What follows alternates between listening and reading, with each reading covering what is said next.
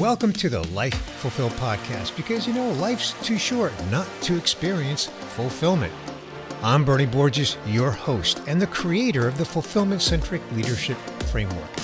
No matter your age or stage, a more fulfilled life is on the table on the Life Fulfilled podcast. So pull up a chair and be sure to press that follow or subscribe button. Welcome to group recording number 2. I'm Bernie Borges, your host.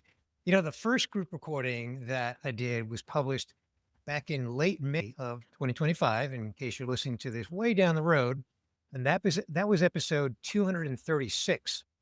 This is the first group recording since I rebranded the podcast to the Life Fulfilled podcast.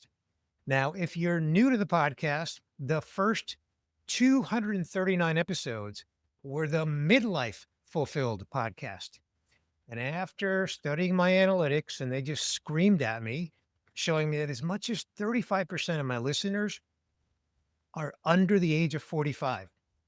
So I decided to ditch the midlife theme, and I went all in on fulfillment. Not that I wasn't already all in on fulfillment, but now the podcast is really about the attitude of chasing fulfillment, regardless of age. Anyway, back to the group recordings, how it works. I have invited 9 amazing individuals to join me, and I've supplied each of them with a list of questions, everybody, the same list of questions, where they can choose one to answer. And then I'll invite each person to the virtual stage. And if you're watching on video, you see that the person that gets featured on each question gets on the virtual stage. Then she or he will briefly introduce themselves and then answer the question. Then we'll have a little bit of spontaneous conversation about their answer and then move on to the next participant. Now, the umbrella topic is fulfillment. Surprise, surprise. Each question is specific about some aspect of fulfillment across my 5-pillar fulfillment platform. And that is, of course, health, fitness, career, relationships, and legacy.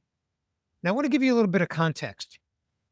I recently rebranded my company to the Fulfilled at Work Academy. And I did it because I am really, really passionate about spreading the message of fulfillment across the globe. I have discovered that fulfillment is widely misunderstood. In fact, often fulfillment is conflated with happiness. And I understand why. There is a little bit of similarity. But fulfillment is deeper. It's deeper than happiness. I can be happy in the morning and unhappy in the afternoon.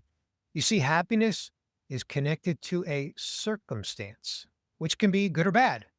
Fulfillment, however, is associated with an achievement or even a purpose. It's deeper.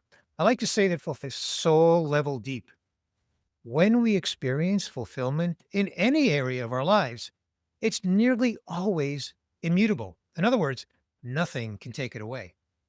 Some quick examples of fulfillment include things like completing a college degree or an advanced degree or a professional certification, or leading and completing a project to a successful conclusion. Or if you're like me and you like to cook, I like to barbecue, maybe you tried a new recipe and you cooked it and it turned out well. That's fulfillment. You see, fulfillment comes in all sizes, large, medium, and small. And the better that we recognize fulfillment across each of our 5 life pillars, the more self-aware we are and the better we can have clarity on where we're aligned or misaligned in our quest for fulfillment across each pillar. Now, this leads to a more fulfilling life. I actually did research on this. I published a report late 2024, and one of the findings is that 79% of the respondents chose fulfillment over happiness if they had to choose one over the other. Let that sink in. 79% chose fulfillment over happiness. One more quick point before we begin. I recently launched Fulfilled at Mastermind groups. Now, the mastermind groups are similar to what we do here on this group recording, except 2 things. First, they're private, and they run twice per month for 3 months. So each cohort goes deep with each other. Now I'm building wait lists to place people in cohorts So if that's something you want to learn more about, just go to fulfilledatworkacademy.com. That's my website, or scroll down to the show notes for this episode. All right. That's the context for this group recording. So let's get this party started. I have pre selected the order. So let's kick things off with Ebony. So, Ebony, introduce yourself and share the question that you want to share and your response. Absolutely. Thank you so much, Bernie, for having me here. My name is Dr. Ebony L. Truss, and my mission, message, and mantle is that of unbecoming. So I'm founder of the Unbecoming movement. And the question I chose is, what's something you once thought would bring fulfillment but didn't? What changed? So I used to believe that if I did everything right, I'd feel whole, right? Not like, being famous one day or luxury, like chasing that. I'm talking about the kind of right that we're taught to go after, to be a good woman, a good wife, to make God proud, do what I'm good at, take care of people, be excellent all the time even when you are exhausted. And I did all of that, right? I checked every single box. But somewhere along the way, I realized I had created this life that I was proud of, that everybody around me was proud of, but I didn't feel like myself. And it was confusing because it wasn't like there was anything that was wrong. Nothing was falling apart or anything like that. But something was definitely askew. It was definitely off, but I just kept trucking, right? Because you're supposed to just keep swimming like Dory, right? And for a while, I didn't even know how to explain it to anybody because everybody around me was, like, very adamant, "Oh, like, you have the best life. If I had your life, I would trade mine in," all those things. And so I couldn't explain it, didn't know how to, wasn't even able to articulate to myself fully. What I understand now is that I had become someone I was never meant to be. And that's what unbecoming is all about. It's about getting honest about all the ways that we've shaped ourselves around expectations, around survival, approval, or identity that was never ours to begin with. And so for me, it touched all five facets of life: spirit, soul, body, socially, and financially. It was spiritual because I had to relearn how to hear God for me, and I just follow what looked godly. It was emotional because I didn't even realize how much I had been hiding from myself and being emotionally unavailable and hiding in plain sight in other spaces. It was physical because for years I watched all the infomercials, right? Bought into diet culture, and I believed that 140 pounds was my ideal weight when it wasn't even close to what was healthy for my body. It was social because I was trying to be everything to everybody all the time and calling that service. And it was financial because even how I handled money was based on fear and keeping up with the Joneses. The turning point for me, though, what changed all that came actually when I was in a coaching program called Brand with Grace. And I came across a line in our workbook that said people are branding what they want to become instead of who God's called them to be. And that jumped up off the page at me and did a two-step. It messed me totally up because it made me realize I had been doing that. I wasn't living from a place of authenticity. I wasn't living from who God called me to be. I was living from what I thought would get approval or would get applause or safety, and it was costing me. And that moment didn't fix everything, but it did start something. I started asking better questions. I started releasing roles I thought I had to hold. I started letting God reintroduce me to who He actually created. And that's the life I live now. And it's what I help others to return to. Not a new version of themselves, but the version that's been buried under decades of doing what looks right.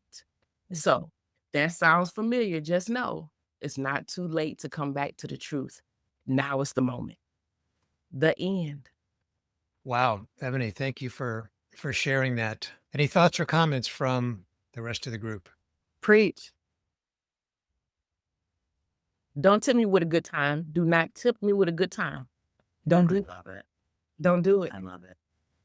It's so great to be unleashed. Yes. Oh my gosh. Okay. I don't know how much feedback we should give, so I'm gonna be quiet. I love what you said, Dr. Ebony, about not becoming just like a brand new person, but how much you're being reintroduced to who you are. And all of the noise, the distractions, it can be cloudy. But when you know who you are, you can be who you were designed to be, right? Which is the becoming. So I love that. It feels refreshing to be you if you're called forth to be.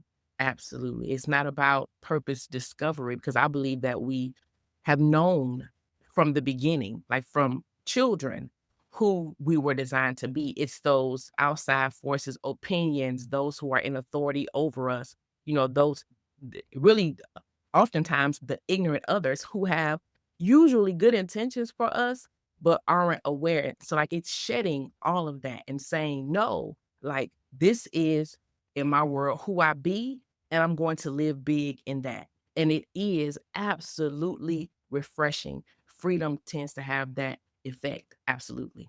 Fantastic. Thank you, Dr. Ebony. Thank you so much for sharing that vulnerable and authentic story. I Thank think you. many of us can resonate. So thank you for that. Thank you.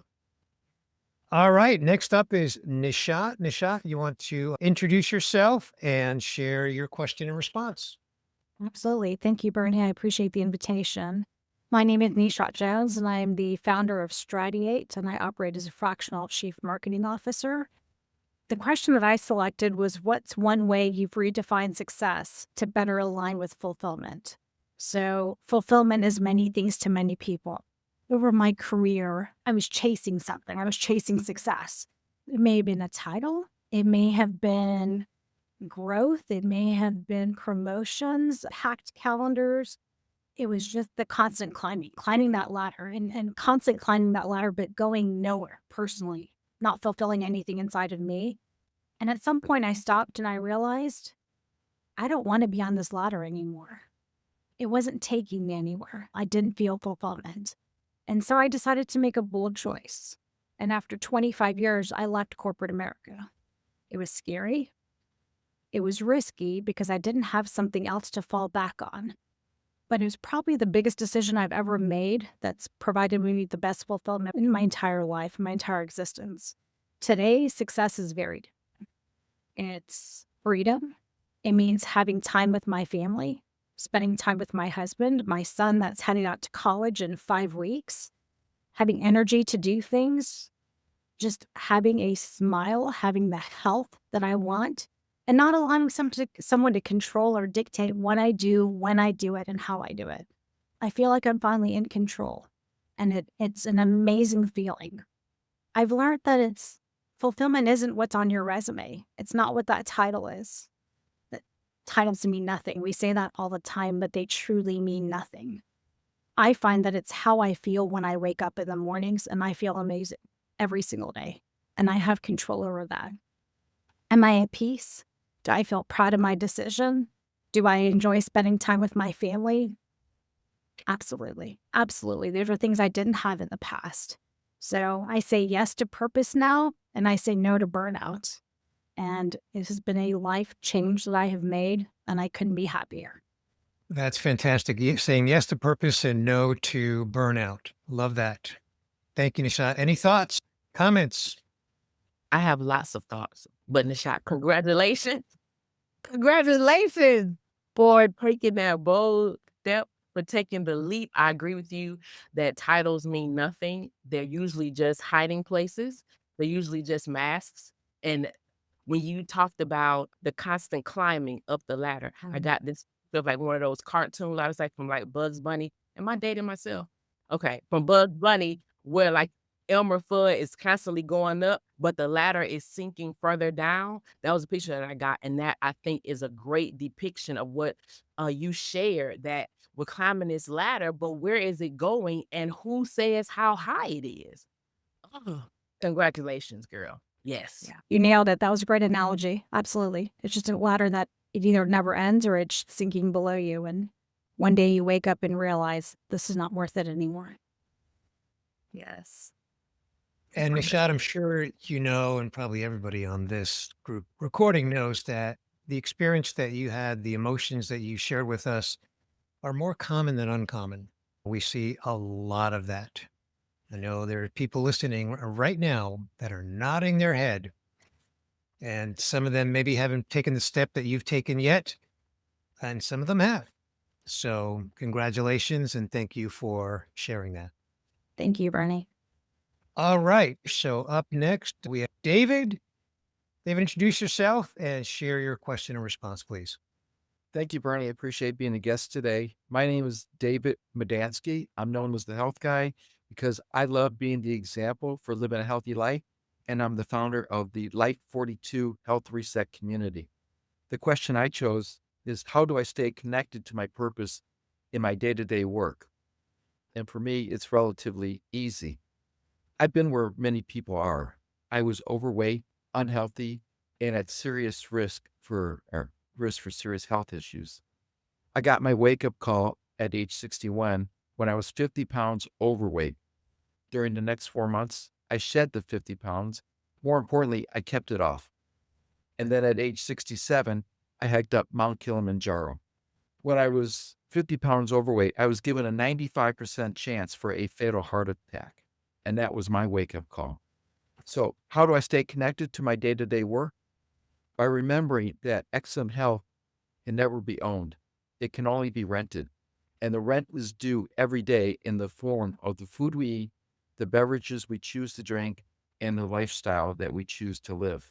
That's why I formed the Life 42 Health Reset community, and I've kept it relatively inexpensive so that no one has an excuse to say, I'm unable to afford it, because it's only $10 per month.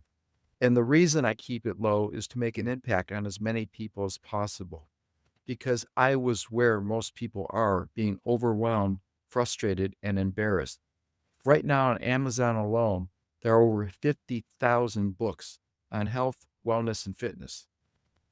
If you ask one expert, they'll tell you one thing. If you ask the second expert, they'll tell you just the opposite. And if you ask a third expert, they'll tell you that the first two are both wrong. Well, who or what do you trust and act and believe on?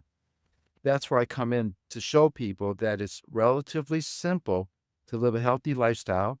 It's inexpensive, and that most people just need a plan, accountability, and support. More importantly, they form new habits so that they enjoy their new lifestyle. It's not miserable, it's not drudgery, and it works. So when I wake up each morning, I think about that one person out there who may be confused, embarrassed like I was, that they don't need, I want to show them they don't need more willpower. They don't need to be perfect, because I like to advocate it's not about perfection, it's about consistency.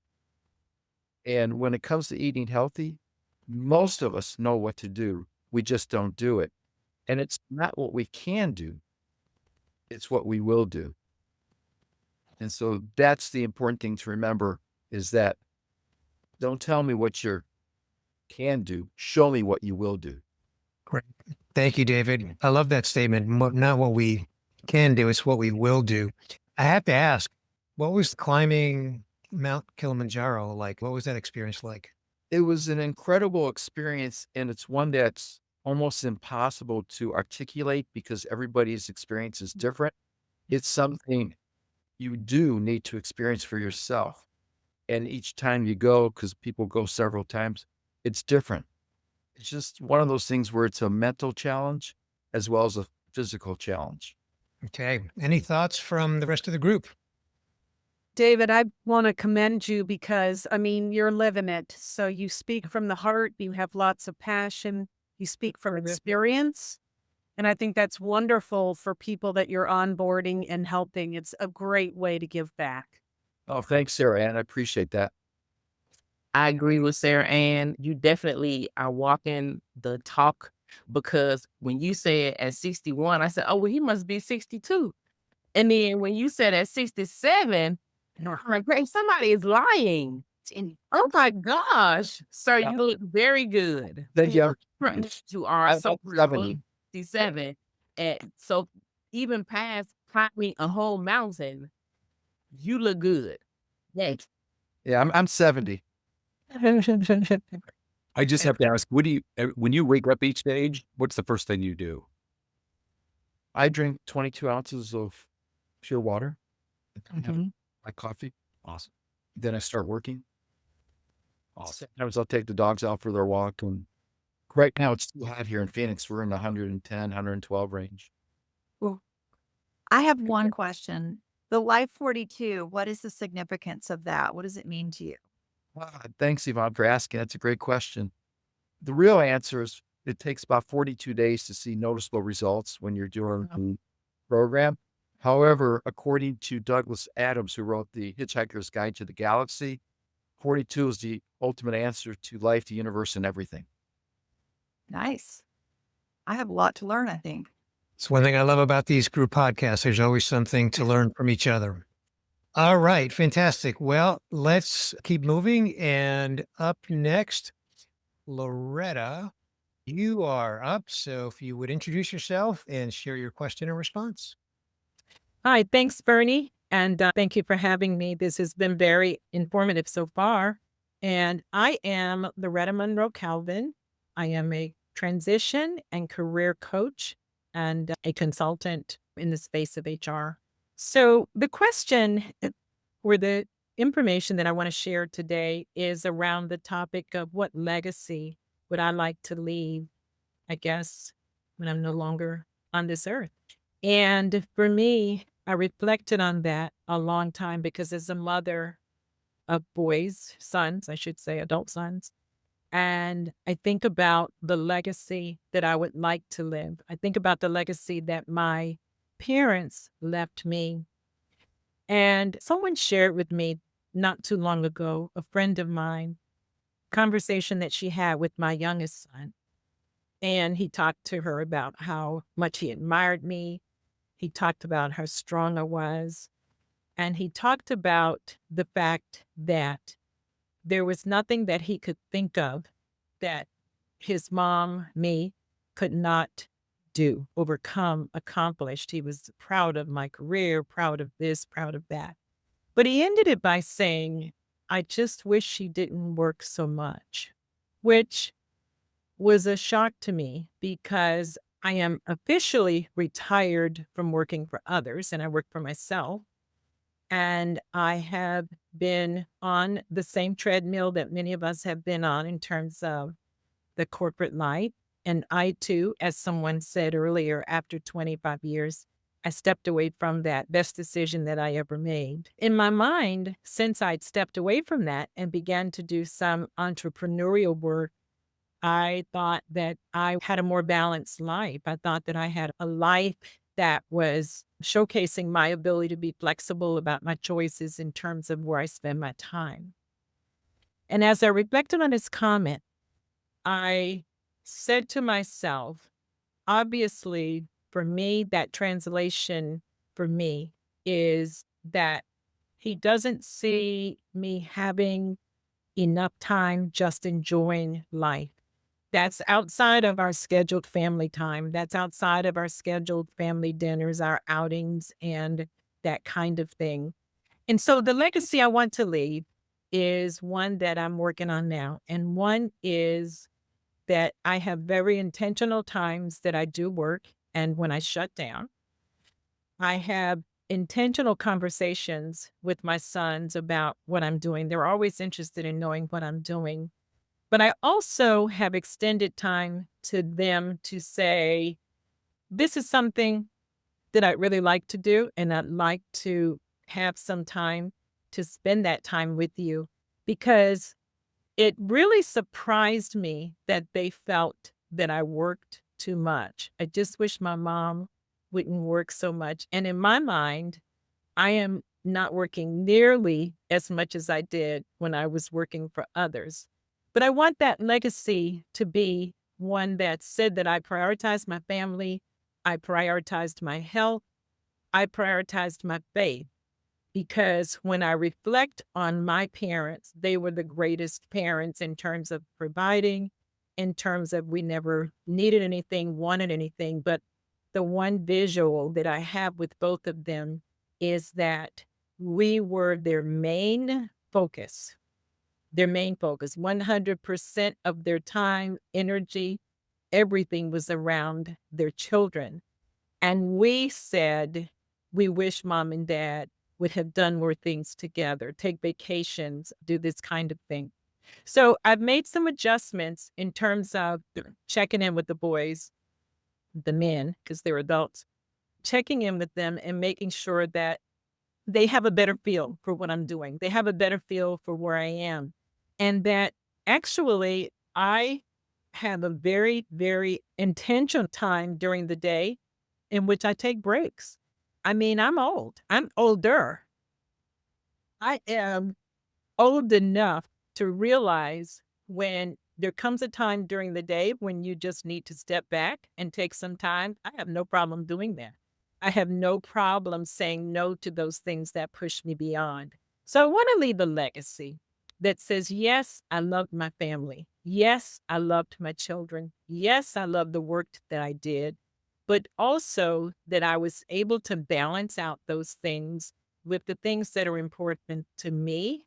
I have a lot of very wonderful friends, and I'm very blessed with having those. I mean, solid friends.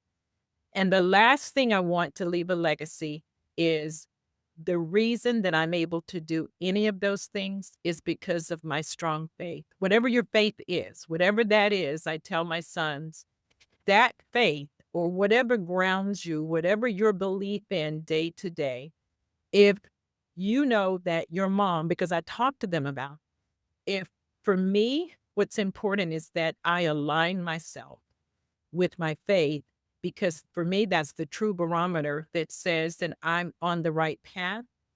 And most importantly, when those times come, as the young people would say now, when life is lifing and those uncertain turns come and those roads become rougher and those times that we think we're going to have a very smooth terrain comes, my faith keeps me grounded and my faith reassures me that whatever it is that I'm dealing with, I'm going to get through it. And I want the same for them. I want them to know that they could have that kind of life. So the legacy that I am reformatting is around health, around time, around fun, around my sons and my grandsons seeing me, I should say grandchildren, because I do have one granddaughter, that they see me as a person who makes choices and those choices are validated by my faith. That's the legacy I'd like to leave. All right. Thank you, Loretta. You covered a lot of ground there. That's fantastic. Thoughts, comments? I have a question. Yes. Just out of curiosity, what would you like to be remembered for? I'd like to be remembered as someone who is open to receiving and giving to others. People come to me for many, many different reasons. And I like to be remembered as someone who receives others and gives without judgment to the best of my ability. Loretta, I think you know from my podcast that among the 5 pillars, legacy is one of them. I listed last, and I don't mean to imply that it's the least important. Yeah. So I've given a lot of thought to this, and I want to suggest that you give some thought to this aspect of legacy, and that is that it is not limited to how you're remembered after you're gone. Mm-hmm. I believe that legacy is every day. I believe just the way that you interact with people and how you Mm-hmm. influence other people's lives on a daily basis is part of your legacy now, today. I agree with that. Thank you. All right. Well, thank you, Loretta. Thank you for sharing that. Again, a lot for us to think about and digest. And thank you for sharing your personal sentiments on that. Okay, next we have Yvonne. So, Yvonne, if you would introduce yourself and share your question and response. Absolutely. And hello, everyone. Thank you, Bernie, for including me. I am thrilled to be with you. I think back, Bernie, about how long I've known you and what life's journey has been like. And I just celebrate what you're focused on in your life now and thrilled for that. When I looked at these questions, they were all great questions because they're around such meaningful content. And I was really struggling. And so I reached out to my daughter. She's 19. She just finished her sophomore year at NYU. She's stayed in the city this summer and I'm missing her. And so I reached out to her today and I said, look at these questions and tell me, what do you think? Which one should I focus on? And I was so honored that she said that I really should talk about legacy and intentionality. Combine two of your questions. And she had comments that I will hopefully reflect a little bit. But it's amazing that our kids, as we've talked about today, our kids are a great mirror about our realities. And I was so thrilled that she sees legacy as an aspect of what I'm about, what I'm doing, and what my life means right now. And the first thing that I'll say about that is about the impact that I hope to leave behind. The first mantra that I have that I'll share is that we get one shot at this. This is not a dress rehearsal. It's live, it's full on. We bring everything to the table today. And as you just said, Bernie, like every day is our chance to be able to have that impact to really make a difference in the lives of others. And that can be at any age or stage of life. I was having a conversation with a young woman that just graduated from Blake High School in Tampa this past year. And she said to me yesterday, she said, I want to be a congresswoman. And later in life. And so we talked about there's a race going on here. I said, let's get you involved with this race so that you can set those things in motion and your dreams can start to come true. And I just think about every person, every situation that's in front of us. Nothing is random. Nothing is meant for anything other than good. And we've got to find that. We've got to figure out, how do we leave every person, everything in front of us better than we found it? And that's a part of that impact. In what I'm doing now, I didn't introduce myself, Yvonne Fry, CEO and founder of Workforce Development Partners, which is a nonprofit that came out of what I believe each of us have, that we are uniquely prepared and provisioned for what we're called to do. As a woman of faith, I believe we are called, we are blessed with gifts and experiences and wisdom and supports in our life that allow us to do something that is for the greater good. And the work that I'm getting to do is in our schools, our high schools. We're doing workforce development. We're helping students prepare and connect to the great jobs and training opportunities, to find hope, to find a path forward that fits with their aptitudes, their dreams, and to really help them have access and the preparation that many are lacking in being able to achieve their greatest pathways to success. And I think about that, of some of the things that I've realized. There's so many dreams that people have that in today's world, they don't believe that can be for them, can be real, can happen. And we all have such an opportunity / responsibility that we see those dreams. We actually are reaching out, helping, giving back, paying it forward. None of us have gotten to where we are alone. And I've reached a point in life where it is about that give back. And that is such a rewarding time. I look at the wrinkles and the things that I'd like to smooth out here, but I say I am grateful for that because of all the other things that it brings with it, of the relationships that I have, hopefully the reputation and so on, that we're able to get things done and leave an impact. And for me, it's about stronger individuals that build stronger communities. And I can't believe what I get to do every day and who I get to do it with and what that means and yields in people's lives, especially my own. Often, you're blessed by the way that you try to bless others. And I see that every day. So that impact and intentionality is alive and well and so exciting. to be able to live that with grace and lots of love. I think also that's one other aspect of today's day and age. People are raw, people are empty, people are struggling with a lot of the realities that we're dealing with in our day and age. And the ability for one person to affect culture, don't ever underestimate what one person can do to make change and to affect the lives not only of one person but of multitudes. And I just encourage folks with that don't give up, see the change. Thoughts? Yvonne, that's really great. And thank you for sharing because I was shaking my head in the work that I do with transition and career coaching, more so one on one. But people are looking for hope. And a lot of the marginal, not just the marginal population, but people are at various stages of their life and they're confused, they're afraid, they don't know what to do next. And I'm happy to say that I join you in doing that very thing. When I have the opportunity to do that, I help them to see themselves in a different way. But more importantly, when someone's been on a job for 30 years, 20 years, 15, and they're told tomorrow that job is gone and they've been identifying with that, they come at a very low point in their lives and they feel hopeless.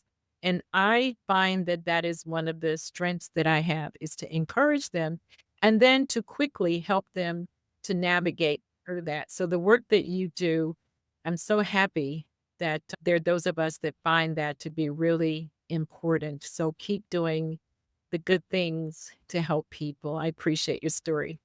Thank you, Loretta. I'd love to connect around our mutual work. To do that as well. Forward to that. I hate to see people struggle. And I just I help them understand that there's hope, right? Yeah, absolutely. And our kids, the term opportunity youth, disconnected youth, that's a lot of what we're addressing and just helping them know that there really are tremendous opportunities available to them. So, yeah, really grateful. Looking forward to some more conversation around that.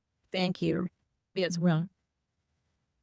Yvonne, I have many thoughts, but in the interest of time, I'll just make one remark.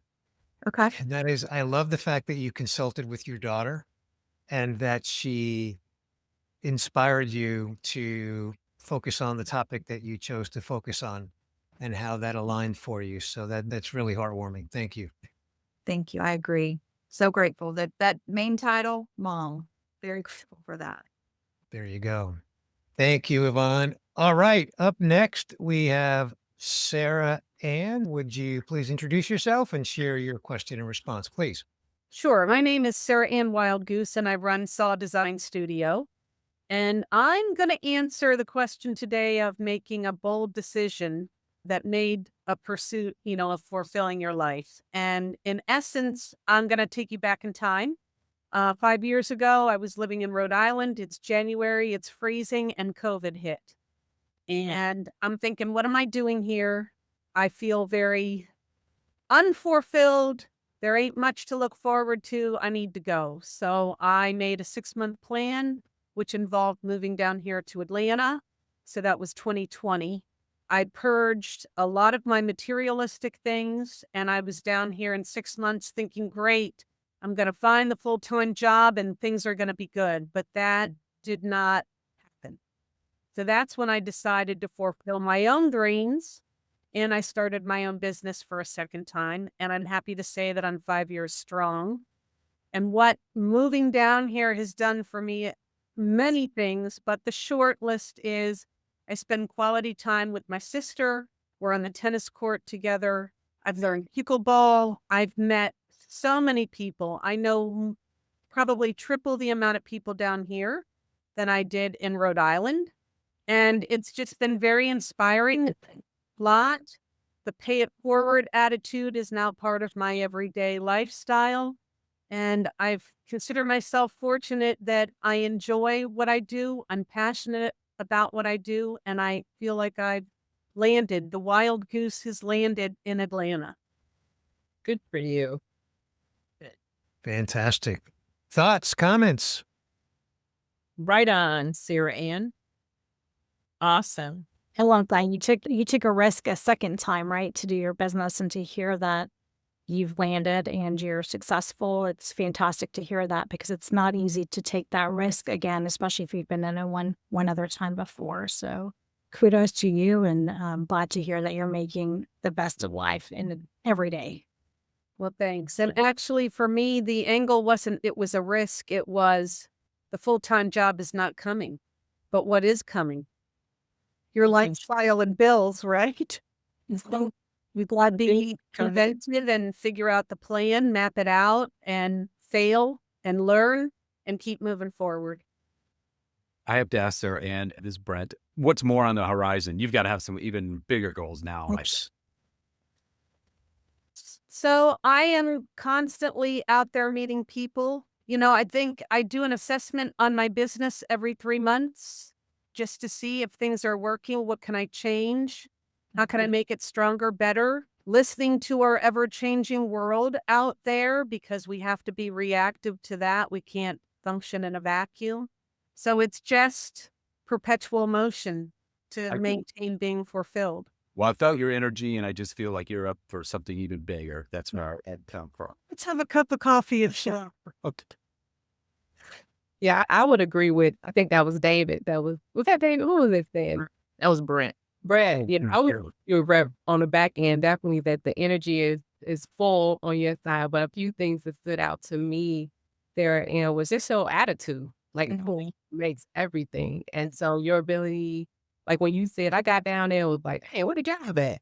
That in itself can either make you or break you. Yeah. And then I love how you mentioned that there's your adaptability. Like adaptability, it says everything. And the big thing you said too was you planned. Like, so you purged. So while you was even excited about the transition and you knew it was time, you still was, I think, being wise. And that's, I think sometimes when we have life experiences, it's like, oh, let's do it. But then we forget about the cool and the things that we still need to do to be able to maintain a life. And so I think just that foresight of saying, okay, let me purge, let me let some stuff go, let me plan a bit, helped you to be more adaptable. So I love just the whole full circle thing. Appreciate you. Thank you, Sarah Ann. And Sinette, you're on the virtual stage already, and coincidentally, you're up next. So you're staying on the virtual stage. So why don't you introduce yourself and introduce your question and response? Oh, yeah. Oh, okay. That was perfect timing. I am Sinette Salah, and I am the founder of Salah Wellness. And Salah Wellness is aids for wellness, taking care of your spiritual, emotional, mental, physical well-being. So that is what I do overall. My choice of question was, what's one relationship that had a meaningful impact on your fulfillment and why? So when I got this list, I was like, oh, this is so cool. We get a list to choose from.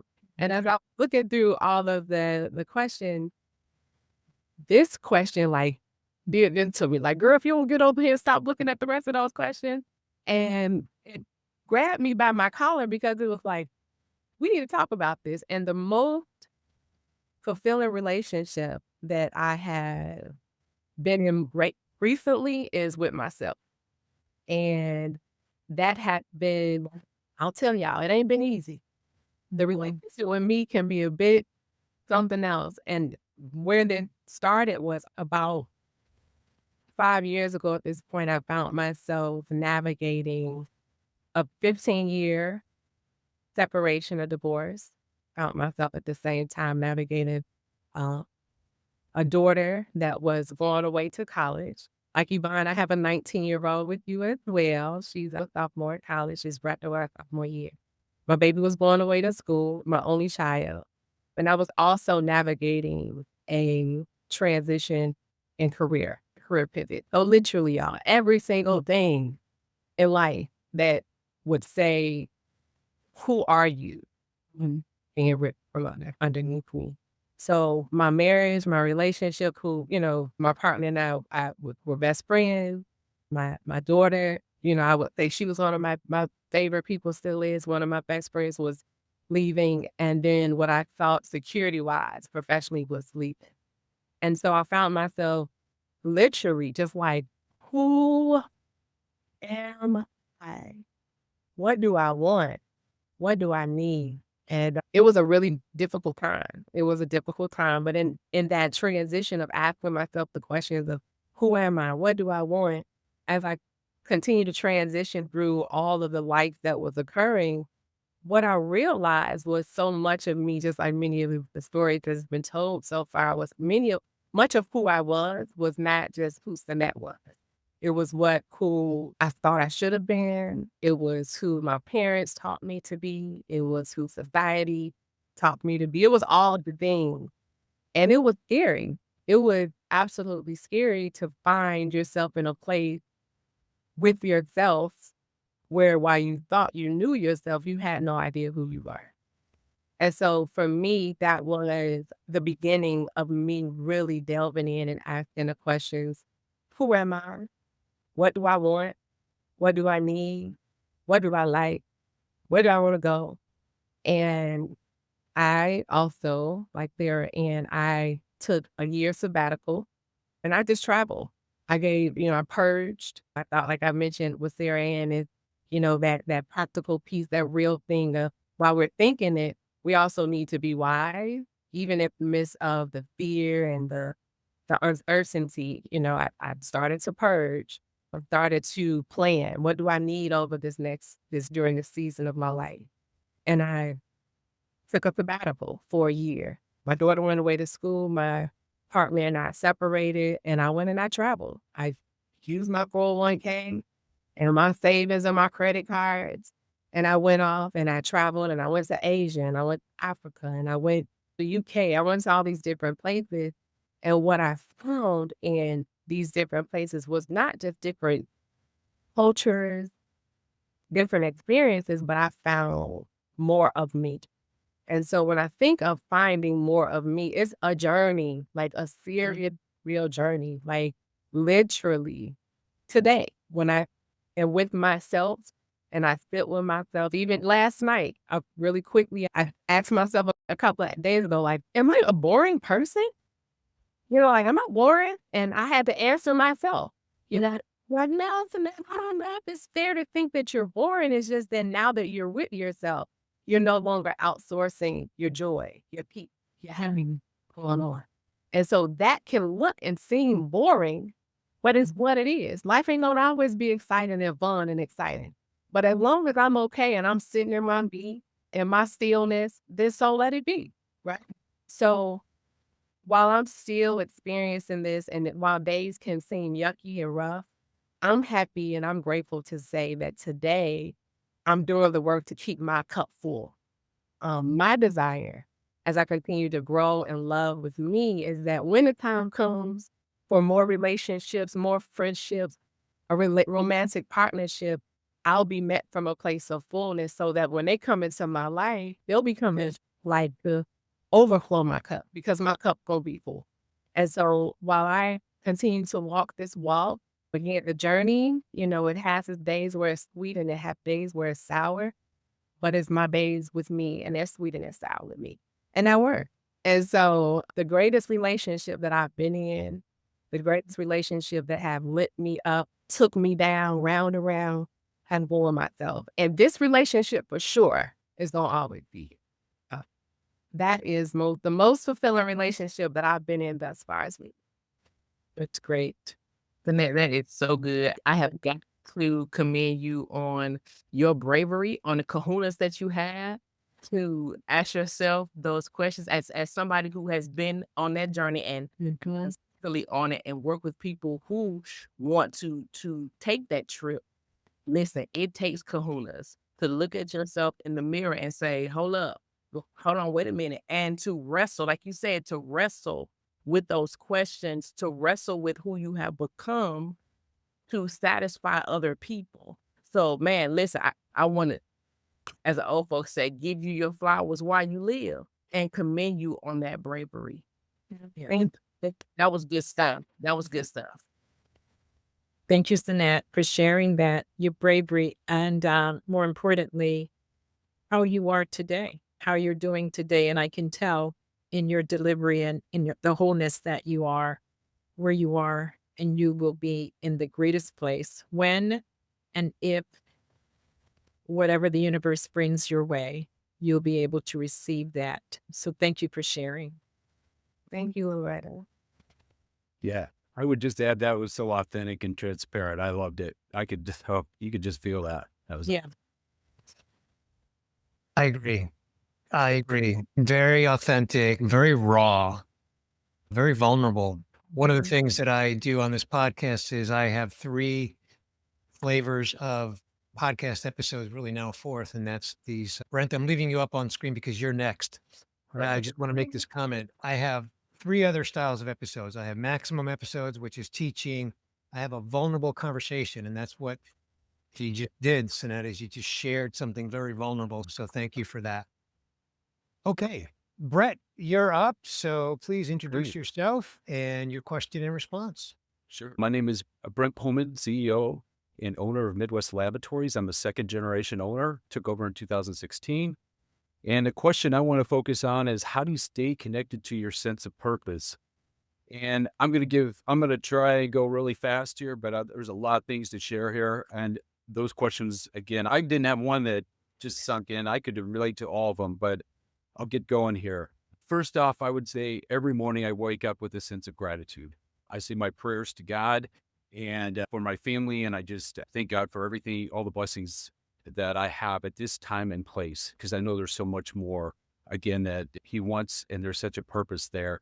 Then I do some type of activity, whether it's running, lifting weights. I have to get my blood going. I got to get everything ready because I want to bring my A game every single day. And for me, that means I got to be on fire. Everything it needs to be active.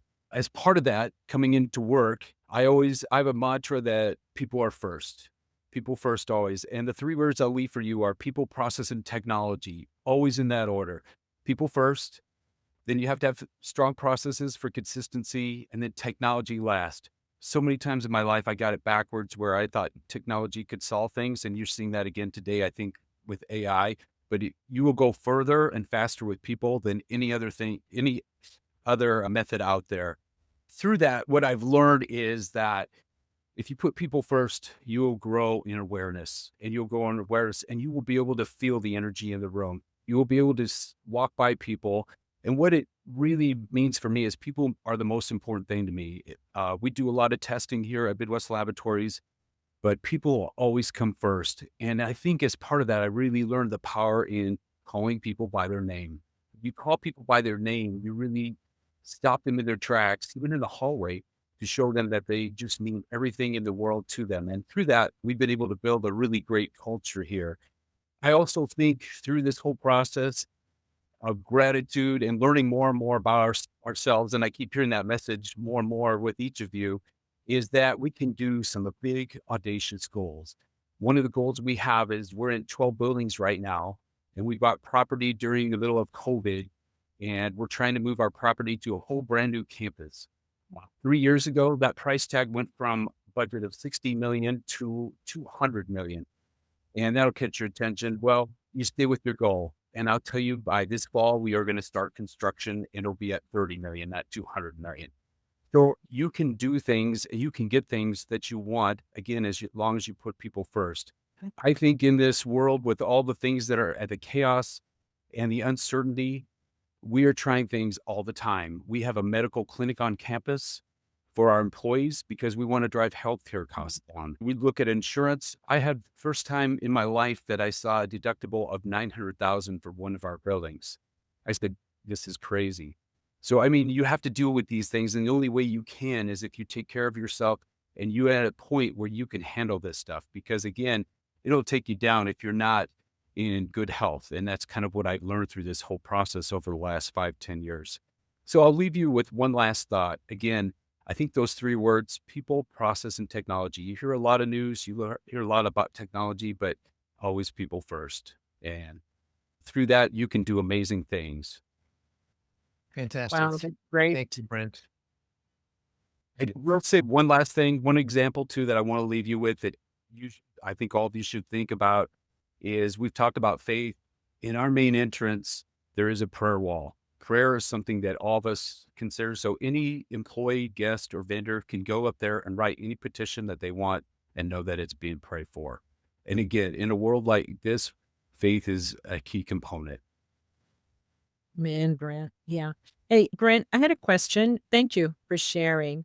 Since I've worked with so many CEOs to the point of exhaustion in the work that I did, but I was good at it, helping to help them understand the criticality of the people portion of the business. What would you say was your turning point or your, I don't want to say turning point because I don't know that you had to turn.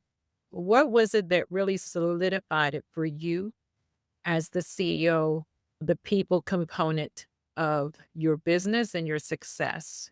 Again, this was hard. I had it, my brain works where I have a million thoughts at one time, but I will tell you, one of the biggest things that happened to me was every morning, our chief strategy officer, her and I, we send texts to each other at the start of every morning, and we pray for each other, the company, our families, our business.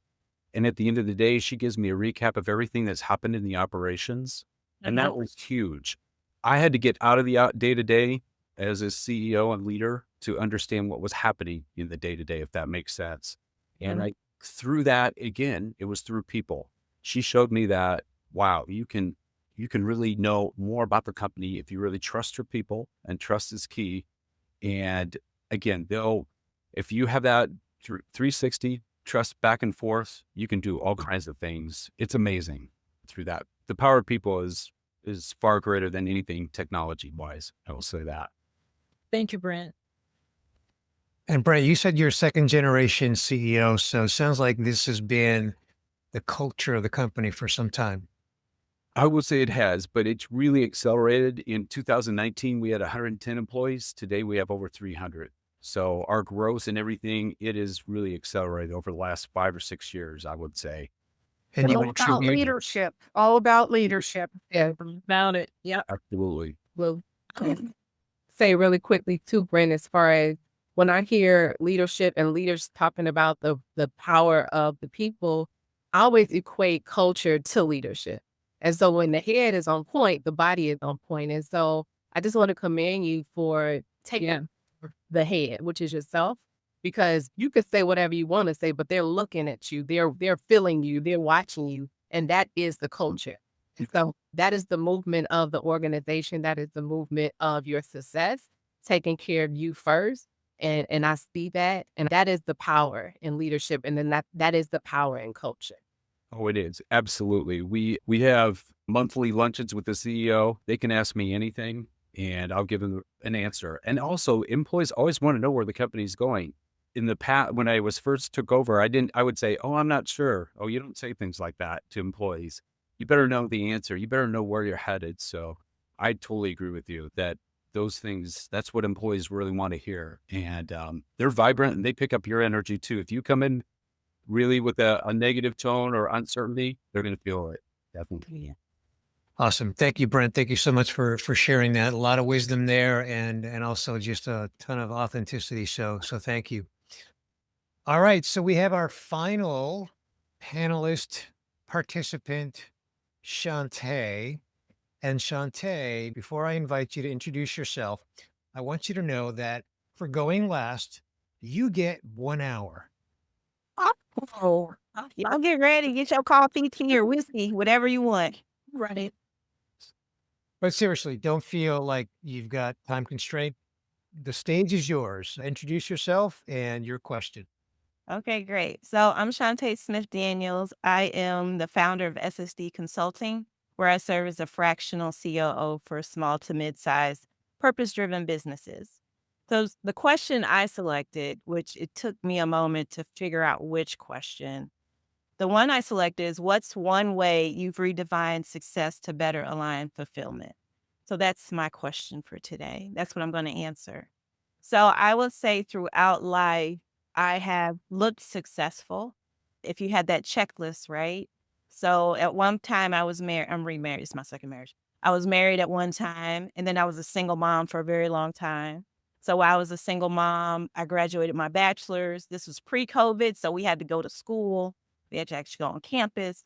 I was working full time. I had welcome team leader at church. I was over a volunteer life group. So on the outside, I was checking all the boxes, right? Shantae got going on. Her kids are clean, right? They're showing up to practice. They're doing good in school. So everything was good, but I kind of felt like a robot. Everything was kind of like automated. I was just going through the motions to do the things that I also bought a house at that time too on my own. That was amazing. But I was doing the things that I felt like society was telling me I had to do to be a successful person. So now, fast forward, my kids are older. My daughter's married. I have a 21-year-old son, and my youngest just graduated from high school.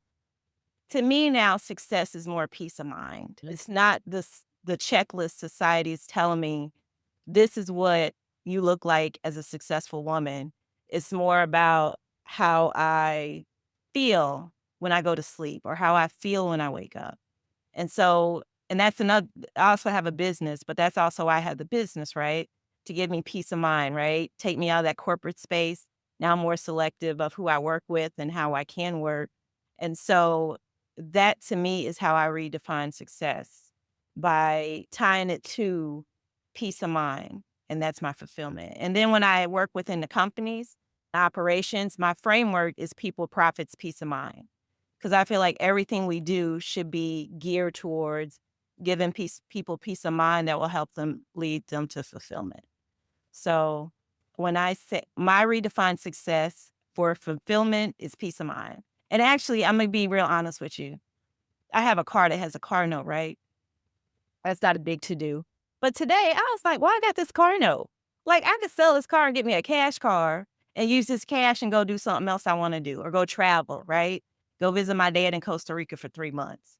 Like, why I got this car note? It's not giving me peace of mind.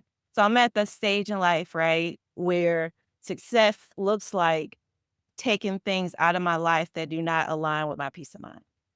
Love that. Love, Thoughts, comments?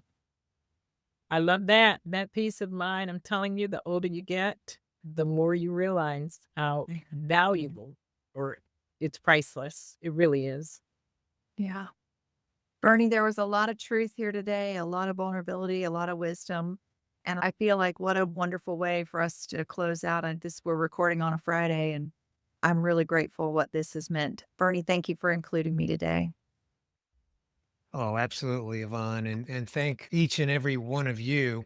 So I'll use that as a segue for me to just kind of wrap things up here. And so I will confess that I've been taking a few notes, and there's been some common thread among everyone's thoughts and contributions. Certainly, one common thread is just the authenticity and sort of the raw emotion that people have shared. And I've just discovered that in 240 plus episodes. The common thread that I've seen is just this just authenticity about the things that really matter to us in our humanity. So I'll just kind of recap some thoughts from each of you, and I'll just treetops just to kind of put an exclamation point in some of these key points that were covered. Ebony, you said that you realized that you had created a life that you were proud of, but you felt like something was missing. And it really came together for you when you asked God to reveal your purpose and you answered that call. The faith theme was very prevalent in this conversation Mhm. today among many people. And that's awesome. I also am a person of faith. Nishat, you said, you, like many of us, were chasing success, title, promotions, climbing the ladder, and you decided you didn't want to climb the ladder. And after 25 years, like many others, many on this call, not all, but many, you left corporate. And now today, success is freedom. And you love the freedom of when you wake up in the morning, you can do whatever it is that you feel you need to do or want to do. And I love that you said that yes to purpose and no to burnout. That's very quotable. So I love that. David, I know a little bit about your story. You overcame a weight issue and a health issue. You, of course, climbed Mount Kilimanjaro at age 67, which in itself is an amazing feat. And now you are taking your quest for excellent health out to the world, and you're making it very affordable and accessible because you have an authentic desire to reach as many people as possible because of your own transformation. And that's very, very commendable. So thank you for sharing that, David. Loretta, your story about how your youngest son said that he's very, very, very, very proud of you, but wish you didn't work so much and how that surprised you. That's really interesting. I think I can relate to that a little bit when my kids were younger. And now you're very intentional about how you spend your time, the conversations that you have, and the interests that you pursue, and also prioritizing things like family, faith, health, reflecting your parents' values. Yvonne, you talked about legacy. I love your point about we only get one shot at this. Wow, that's an understatement, right? And every day is an opportunity to have an impact on others. Nothing we do is random. And everything that you're doing now today in your nonprofit and workforce development is for the greater good. You said don't underestimate the influence that one person can have to make change. And that's fantastic. Sarah Ann, you made a bold decision not just to move from the north to the south, in the US, by the way, because there are listeners to this podcast that are outside the US, but it's really how it transformed your life and how you now, you've got your own business that you've been in for 5 years. And you say you did it out of necessity because the jobs weren't there, but nonetheless, it's really transformed your life. I also made note of the fact that you're playing pickleball. We didn't talk about that, but I made note of that just because I know that pickleball is popular. And it sounds to me, if I can surmise, that it's part of, enjoying life and experiencing some fulfillment. Sinette, you said something that really is compelling and resonates. You said that the most fulfilling relationship you have is with yourself and how you experienced a divorce and you took some time to ask the question, who am I? What do I want? What do I need? You took a year sabbatical, you traveled, and then just found more of yourself. And you realize that it's a journey and that you're no longer outsourcing joy. And the relationship with yourself is always going to be there. Even if other new relationships come into your life, you're always going to maintain that relationship with yourself. Boy, I think that's a secret sauce for life in general. So thank you for sharing that. Brent, you talked about the experience that you have as CEO running your company and how you're connected to a sense of purpose. You wake up with gratitude every day. You give thanks to God for everything. And after your morning exercise, we share that in common.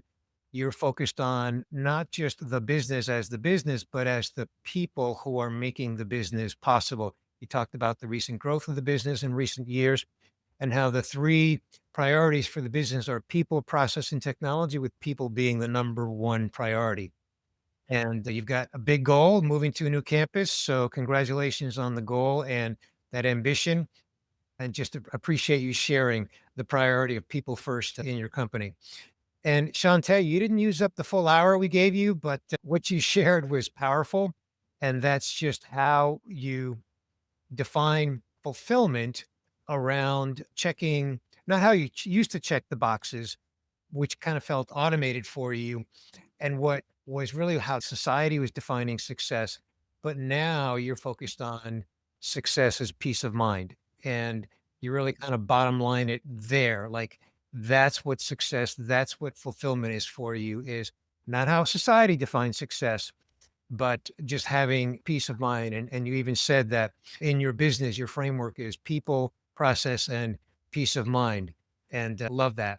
On that note, I'm going to call it a wrap on this episode. And I just want to thank you all profusely from the bottom of my heart for your time, not just for here today, but you all spent some time thinking about the questions. You didn't just show up here. I know you put thought into the questions.